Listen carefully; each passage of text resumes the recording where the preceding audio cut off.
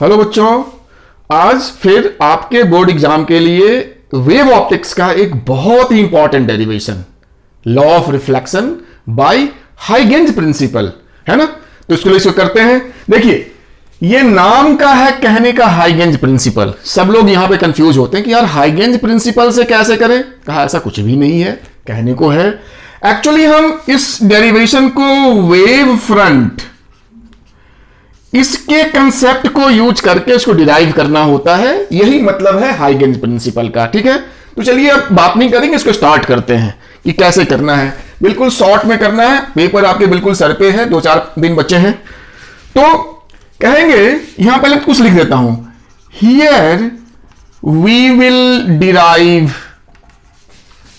Law of reflection by using Huygens principle. लिखने का लिख दिया एक लाइन है ना। बाकी ऐसा कुछ इसमें हाइगेंज प्रिंसिपल ऐसा इसमें कुछ भी नहीं होगा। असल चीज जो है वो मैं आपको बताता हूं। इसका फिगर बड़ा ही इंपॉर्टेंट फिगर है और इसके फिगर के बनाने में लोगों से बड़ी गलतियां होती हैं। तो मेरे इस फिगर को आप स्टेप बाय स्टेप देखिए। सारा कुछ इस फिगर में ही है। आपने फिगर सही बना लिया तो ये डेरिवेशन कुछ नहीं है। चलिए, तो फिगर कैसे बनाएंगे। तो सबसे पहले क्या करेंगे कि एक सीधी लाइन, यानी एक रिफ्लेक्टिंग सरफेस, मिरर हो सकता है, कुछ भी हो सकता है, हमने ड्रॉ कर लिया। ऐसे ऐसे दिखा दीजिए। अगर मिरर दिखाना है तो ये आपका एक मिरर हो गया, एक रिफ्लेक्टिंग सरफेस है। पहले भी हम करते थे, क्लास 10th में भी करते थे, या हमने पीछे भी किया था कि एक रे आती थी, फिर ऐसे कहा यहां पे रे नहीं आएगी, अब हमें वेव फ्रंट को लाना है। तो वेव फ्रंट को दिखाने के लिए कम से कम हमें 2 रे बनाने पड़ेंगे, ऐसे, और इसके पैरेलल एक दूसरा रे ऐसे। कोशिश कर रहा हूं पैरेलल बनाने की। देखिए ऑलमोस्ट बन ही गया है। ये 2 ऐसे रे आ रहे हैं और चूंकि ये पैरेलल रेज हैं तो जो वेव फ्रंट होगा उसके लिए मैं दूसरा कलर यूज करता हूं। ये मेरा वेव फ्रंट जो होगा बिल्कुल ऐसा आएगा, प्लेन वेव फ्रंट। जब रेज पैरेलल होती है तो ये वेव फ्रंट हमने पढ़ा होगा, प्लेन वेव फ्रंट आपका आ गया। फिगर पे पूरा ध्यान देना है। अब क्या करेंगे, यहां पे हम नॉर्मल खींचेंगे। ये देखो अपना नॉर्मल हो गया, इस पॉइंट के अलोंग ये नॉर्मल हो गया। अब ये जो एंगल होता है नॉर्मल के साथ, उसी को एंगल ऑफ इंसिडेंस बोलते हैं, राइट। अब इसके बाद क्या होगा, ये जो 2 रेज आ रही थी दूर से, ये जो रे आ रही है जिसका वेव फ्रंट हमने यहां दिखाया है, उस रे का जो एक पार्ट है उसने तो इस मिरर को टच कर लिया।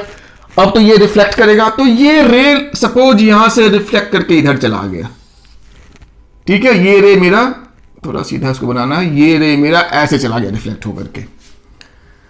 और ये एंगल मेरा एंगल ऑफ रिफ्लेक्शन है, जिसको कि हमें प्रूव करना है कि I इक्वल्स टू R होता है। अभी हम नहीं मानेंगे कि ये इक्वल है कि नहीं है, बस हमने इसे ड्रॉ कर दिया कि एक एंगल I है, एक R है, बराबर है कि नहीं है, ये तो प्रूव करना है। अब देखो, ये रे यहां आई और ये मिरर से रिफ्लेक्ट होकर के यूं ऐसे सीधी चली गई। लेकिन ये जो रे है ये अभी भी इसी डायरेक्शन में तब तक मूव करता रहेगा जब तक कि ये इस मिरर को यहां पे टच नहीं कर लेता है।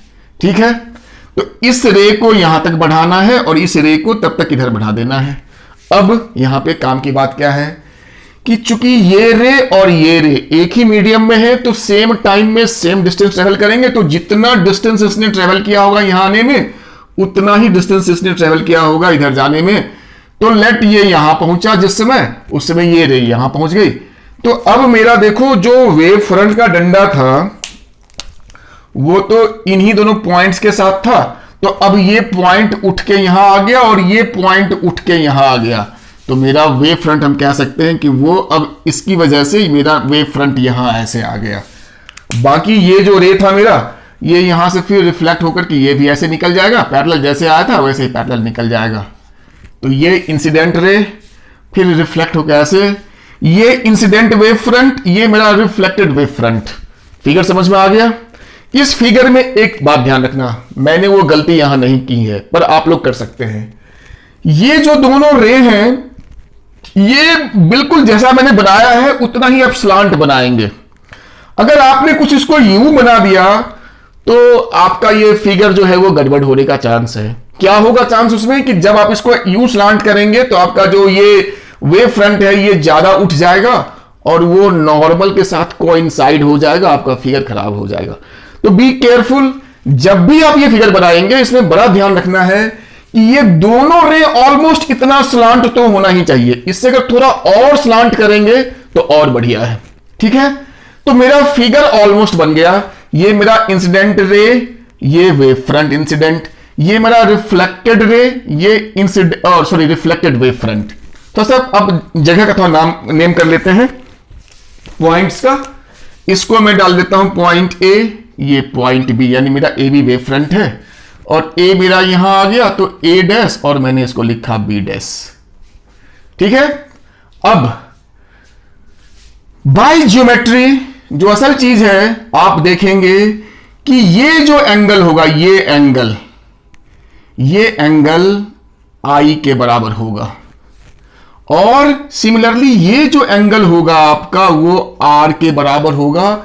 ये ज्योमेट्री से आप बड़ी आसानी से प्रूव कर सकते हैं। यहां मैं इस चीज को प्रूव नहीं करूंगा अभी, खाली आप जान लीजिए जो वेव फ्रंट है वो इस बेस के साथ जो एंगल बनाएगा वो आई होगा और ये जो वेव फ्रंट है इस बेस के साथ जो एंगल बनाएगा वो आर के बराबर होगा।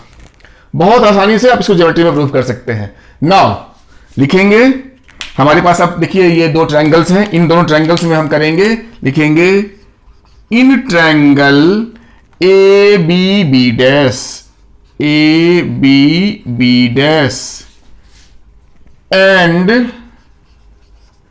Triangle A dash B dash, A dash B dash. क्या होगा, वेव फ्रंट हमेशा रे के साथ 90 डिग्री बनाता है। ये तो वेव फ्रंट का आपको प्रॉपर्टी पता ही होगा। तो लिखेंगे angle B equals to angle A dash 90 degree. Wave front हमेशा जिस रे के साथ होता है 90 डिग्री बनाता है, ये वेव फ्रंट का बेसिक प्रॉपर्टी है। तो यहां वेव फ्रंट ये रे है 90 डिग्री, ये भी 90 डिग्री। अब ए बी डैश दोनों का कॉमन है, अगर गौर से देखें तो A B dash equals to A B dash, लिखेंगे कॉमन हाइपोटेन्यूज। ठीक है, अब हमने कहा था कि जितनी देर में ए डैश तक पहुंचेगा उतनी ही देर में बी डैश तक पहुंचेगा। क्योंकि एक ही मीडियम में रे ट्रेवल कर रही हैं, दोनों डिस्टेंस सेम होगा, तो हम लिख सकते हैं कि उस ट्रायंगल का B B dash side equals to इस वाले ट्रायंगल का ए डैश, है ना, सेम साइड्स, मतलब सेम लेंथ है, same length of the side. तो क्या ये दोनों ट्रायंगल कॉन्ग्रुएंट है? बिल्कुल कॉन्ग्रुएंट है। तो हम लिख सकते हैं कि ट्रायंगल, देयरफॉर ट्रायंगल मेरा कौन था, A B B dash is congruent to triangle A dash B dash. कौन सी कॉन्ग्रुएंसी है ये, R H S, right angle, hypotenuse और साइड। तो ये दोनों ट्रायंगल जो हैं ए बी बी डैश और ए डैश बी डैश, ये दोनों कॉन्ग्रुएंट हैं। तो लिखेंगे therefore I equals to R, यानी इसका ये जो एंगल है और ये जो एंगल है ये कॉरस्पॉन्डिंग एंगल्स हैं। यहां खाली लिख देंगे by CPCT, corresponding part of the congruent triangle. और ये मेरा प्रूव हो गया। इतना सा ये डेरिवेशन था। आप देख लीजिए, फिगर पे ध्यान दीजिए, ये आई कैसे हुआ और ये आर कैसे हुआ, आप इसको सिंपल घर पे सॉल्व कर सकते हैं। ठीक है बच्चों।